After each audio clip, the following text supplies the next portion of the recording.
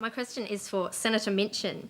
Do you believe the government's new anti-smoking measures will improve the health of Australians, or do you still believe that smoking is not addictive and that there's no evidence that passive smoking causes ill health? She's done some research on you. Yeah, you don't work for the Labor Party.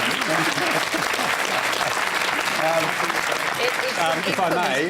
well, it is a question to you, so you may. Thank you, Madam. I thank you for your question. You're quoting from a Senate report that I was part of many moons ago. Yes, here's what you said in 19... Yeah, you set her up.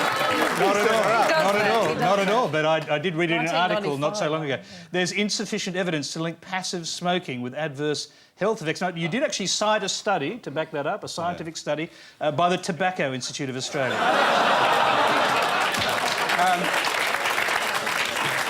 A very selective quote. The point I was making was that committee was not charged with the question of investigating the medical circumstances of addiction. We were looking at the tobacco industry.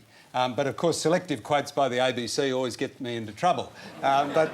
Look, I'm not a smoker. I've never smoked. I've tried to prevent my children smoking. Smoking is a hideous habit, but I defend the right of smokers in a liberal, free, democratic country to smoke.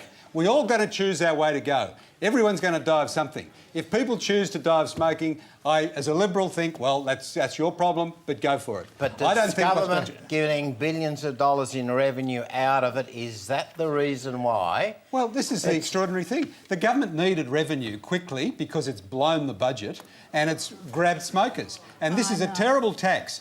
Cigarettes are the most heavily taxed product in Australia already, and what they've done is put on a regressive tax which hits low-income earners much more than anybody else because it's a fixed tax, and it is a fact that people in lower income smoke more. So it's a terrible tax in my view. What they should be doing is trying to encourage people not to smoke. They should subsidise Nicorettes and all these patches and things, which they won't do, instead of just slugging poor old smokers every time they need money. I think it's terrible. Right. Paul Howes, you're a smoker.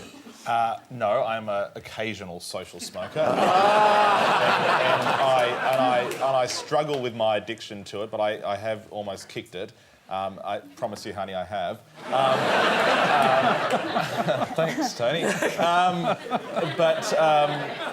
I represent the workers who make cigarettes out at Matraville at British American Tobacco. But I support this tax because ultimately, whilst I do agree with you to a point, Nick, and I don't agree with the nanny state. I don't agree with the government policing all activities from their citizens. But I do believe that people who contribute to the health bill of this country through their smoking... But that's not right. They die early. They actually save us money. I'll tell you, that's the truth.